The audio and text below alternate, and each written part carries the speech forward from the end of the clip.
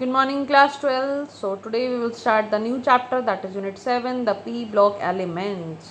Okay. अभी P block elements अगर आपको याद हो तो कौन कौन से होते हैं, हम ग्रुप 15 को बोलते हैं P block, है ना। और इसमें ज़्यादा से ज़्यादा क्या है बेटा, हमारे पास नॉन मेटल हैं। उसमें कौन कौन से होते हैं, वो होते हैं ग्रुप 15 के होते हैं नाइट्रोजन, अगर आपको याद है, नाइट्रोजन, फॉस्फोरस, आर्सेनिक, एंटीमनी और बिस्मथ। ठीक, अब हमें कुछ नहीं करना है, हमें ग्रुप वाइज स्टडी करनी है, हमें डाउन द ग्रुप सारी स्टडी करनी है। और कुछ जो एलिमेंट्स होंगे उनके कंपाउंड की डिटेल स्टडी करेंगे, उनकी रिएक्शन स्ट्रक्चर देखेंगे।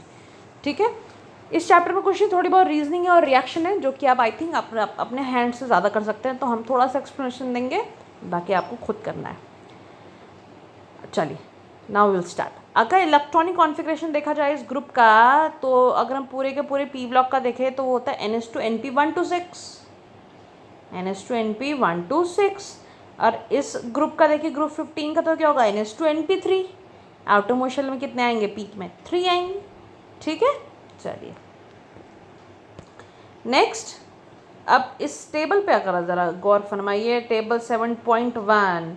तो इसमें क्या दिया, इसमें सारी की सारी प्रॉपर्टीज़ मेंशन है कि डाउन द ग्रुप क्या होता है, ऊपर आते हैं क्या होता है, नीचे आते हैं क्या होता है। तो एक बार जल्दी से रिवाइज कर लेते हैं। अगर इलेक्ट्रॉनिक कॉन्फ़िगरेशन की बात करें तो ग्रुप 15 की तो होता है NH2NP3, S का ऑर्बिटल कम्प्लीटली फील्ड, P का ऑर्बिटल हाफ फील्ड। ठीक, जो कि उसे एक्स्ट्रा स्टेबल बनाता है। क्यों? क्योंकि जब जब कोई ऑर्बिटल हाफ फील्ड या फुली फील्ड होता है तो बेटा स्टेबल हो जाता है। एटॉमिक और आयनिक रेडियाई की बात करें तो जनरली क्या होना चाहिए, डाउन द ग्रुप इंक्रीज होना चाहिए साइज, है ना, होना चाहिए। बट ऐसा नहीं होता। क्यों नहीं होता? N2P यानी जब हम नाइट्रोजन से फॉस्फोरस जाते हैं, यानी इस तरीके से nitrogen, phosphorus, arsenic, then antimony और बिस्मथ, यहाँ से यहाँ आते हैं तब तो साइज इंक्रीज होता है।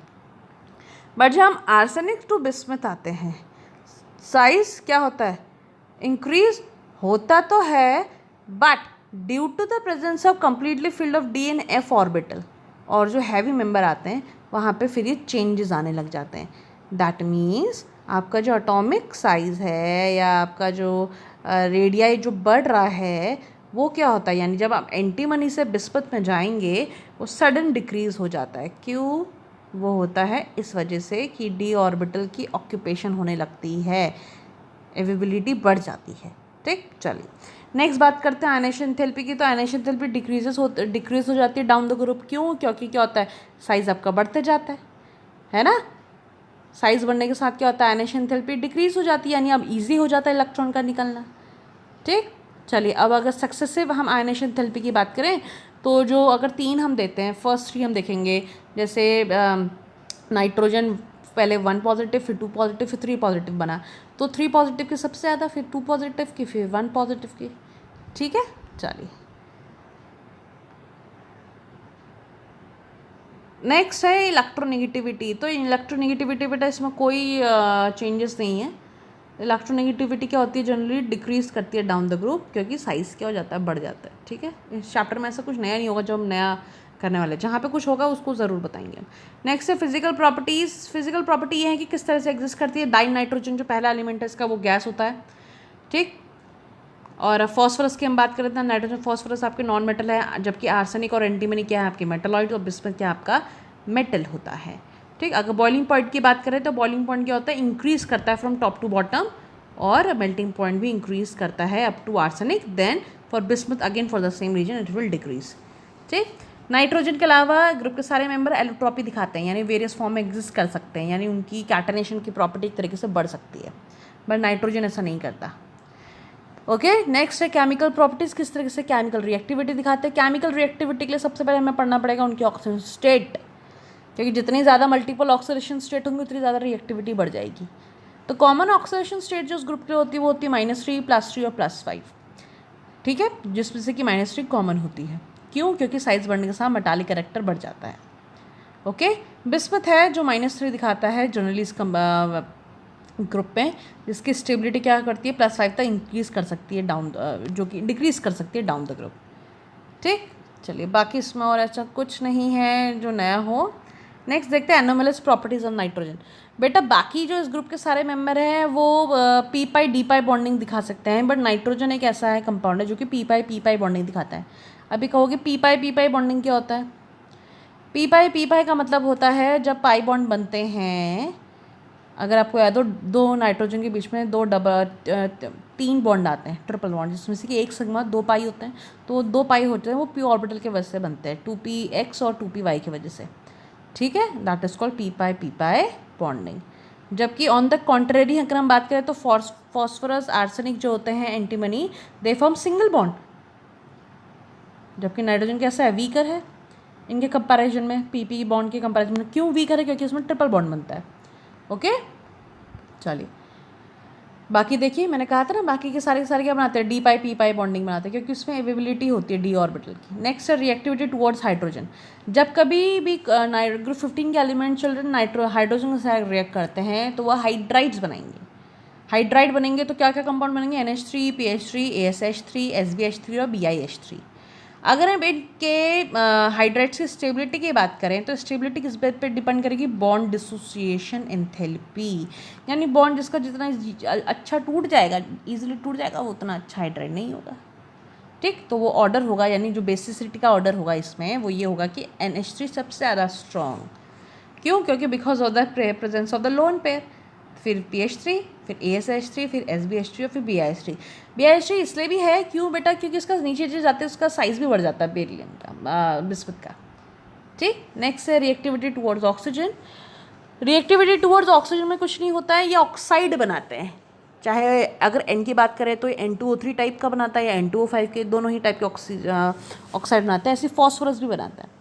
बट कुछ ऐसे होते हैं, आपको पता है वैसे ये क्या है, नाइट्रोजन फॉस्फोरस के आपके नॉन मेटल के ऑक्साइड कैसे होते हैं, आपके एसिडिक होते हैं। बट कुछ ऐसे भी होते हैं जो एम्फोटेरिक हैं, वो हैं आर्सेनिक और एंटीमनी। और जो बिस्मथ का होता है प्योरली बेसिक होता है। क्यों? क्योंकि वो मेटल है, क्योंकि डाउन द ग्रुप क्या होता है, मेटलिक कैरेक्टर बढ़ जाता है, ठीक। और नाइट्रोजन फॉस्फोरस ऊपर क्या थे ग्रुप में, टॉप में नॉन मेटल थे। नेक्स्ट है रिएक्टिविटी टुवर्ड्स हेलोजन।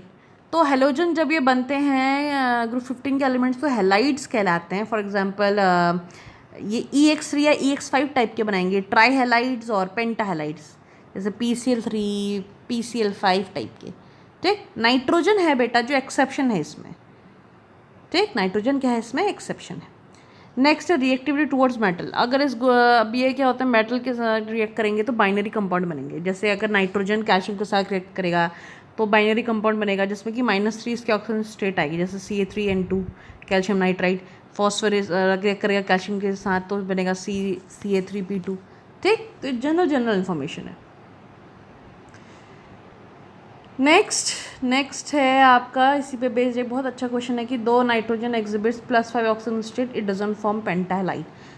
क्योंकि नाइट्रोजन की जो +5 ऑक्सीजन स्टेट होती है बेटा, उसकी वैलेंसी नहीं होती, उसकी कोवैलेंसी होती है, ठीक। कोवैलेंसी बियॉन्ड 4 वो एक्सपेंड नहीं कर सकता, इस वजह से। बहुत अच्छा क्वेश्चन है। नेक्स्ट है PH3 has lower boiling point than NH3। अब भाई बताओ क्यों होता है ऐसा? ये इसलिए होता है क्योंकि वो हाइड्रोजन बॉन्डिंग से कनेक्टेड है, PH3 में ऐसा नहीं होता, सिंपल लॉजिक। नेक्स्ट है डाइनाइट्रोजन। हमें डाइनाइट्रोजन के प्रिपरेशन प्रॉपर्टीज़ पढ़नी है। तो डाइनाइट्रोजन बनता कैसे है बेटा, इस चैप्टर में ना पूरा इस डी ब्लॉक की तरह इंटरेस्टिंग उतना थोड़ा सा कम है। तो डाइनाइट्रोजन बनता कैसे है, डाइनाइट्रोजन बनने के एक बहुत सारे मैथड्स है। पहला तो है अमोनियम क्लोराइड भी जब सोडियम नाइट्रेट डालेंगे तो N2 बनेगा।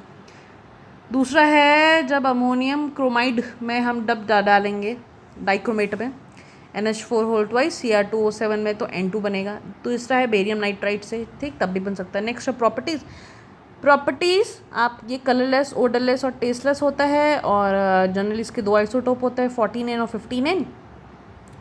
और इसके लो फ्रीजिंग एंड बॉइलिंग पॉइंट होता है। जब भी किसी मेटल के साथ रिएक्ट करता है तो नाइट्राइड बनाता है, वेदर इट इज़ Li3N और Mg3N2। ओके। नेक्स्ट है इसकी रिएक्शन, इसी पे बेस्ड एक हाइड्राइड भी है नाइट्रोजन का, डाइनाइट्रोजन का। वो मतलब hydrides specially for the Haber's process for the formation of ammonia it is use, that is in the manufacture of the ammonia, that is called Haber's process. जब N2 में thrice of H2 मिलाएंगे 773 kelvin के presence में तो it forms twice of NH3। ऐसे ये nitric oxide बनाने में भी काम आता है, ठीक। यानी मेन यूज़ का डाइनाइट्रोजन का, manufacture of ammonia and other industrial chemicals. Next है हमारा topic that is ammonia. Ammonia NH3 हमें पढ़ना है डिटेल में, देखो। तो अमोनिया की प्रिपरेशन कैसे होती है? अमोनिया की प्रिपरेशन पहली तो होती है यूरिया से, इसमें वाटर मिलाओ तो अमोनियम कार्बोनेट बनेगा जो कि अमोनिया रिलीज़ करता है। एक होती है हैबर्स प्रोसेस से, और भी 2 रिएक्शंस हैं, इसको आप डिटेल में देख सकते हैं। ठीक, चलिए ये रहा जो कि हैबर्स प्रोसेस का है। आपको 2 ट्यूब से N2 और H2 गैस पास करनी होती है कंप्रेसर में जाके। वो क्या करते हैं, फिर हम कैटलिस्ट मिलाते हैं। कैटलिस्ट में होता है आपका आयरन ऑक्साइड, एल्यूमिनियम ऑक्साइड और K2O, जिसको कि पंप के थ्रू डाला जाता है। फिर जाके वो गैसेस कंप्रेस होती है और ईजिली लिक्विफाई हो जाती है, तो बन जाता है NH3। ठीक, फिर है इसकी प्रॉपर्टीज़ है कि अमोनिया क्या होता है, बहुत ज़्यादा कलरलेस और पंजेंट स्मेल की ओडर होती है इसकी। इसका फ्रीजिंग और बॉइलिंग पॉइंट आपका 198.4 और 239.7 केल्विन रिस्पेक्टिवली होता है। ठीक, और इजीली ये हाइड्रोजन बॉन्डिंग में चले जाता है, यानी वाटर के साथ इजीली लिक्विड स्टेट में मिल जाता है। ओके, अगर इसके आप हाइड्रोलिसिस करोगे फर्दर तो क्योंकि ये हाइड्रोजन बॉन्डिंग से बनता है तो इजीली वाटर के साथ बॉन्डिंग करके अमोनियम आयन और हाइड्रोक्साइड आयन अलग कर लेता है। अगर हम इसके रिएक्शंस की बात करें तो चिल्ड्रन ये कॉपर आयन के साथ रिएक्ट होकर डीप ब्लू कलर कंपाउंड बनाता है, कॉम्प्लेक्स कंपाउंड। सिल्वर के साथ मिक्स होके Ag सेल के साथ मिक्स होके तो इस सिल्वर का कंपाउंड बनाता है जो कि कलरलेस होता है, जो कि वाइट PPT बनाता है। ठीक, और ये ऐसा इसलिए होता है क्योंकि नाइट्रोजन के पास जो लोन पेयर होते हैं वो उसको एक अच्छा लूज बेस बनाते हैं, क्योंकि लूज बेस की कंडीशन क्या होती है कि वो इजीली इलेक्ट्रॉन डोनेट कर सकता है, यानी a kind of dative bond, coordinate bond form ये करता है। ठीक है, तो आज हमने पढ़ा ग्रुप 15 के कुछ एलिमेंट्स। नेक्स्ट टाइम हम डिस्कस करेंगे from the nitric acid. Till that, thank you.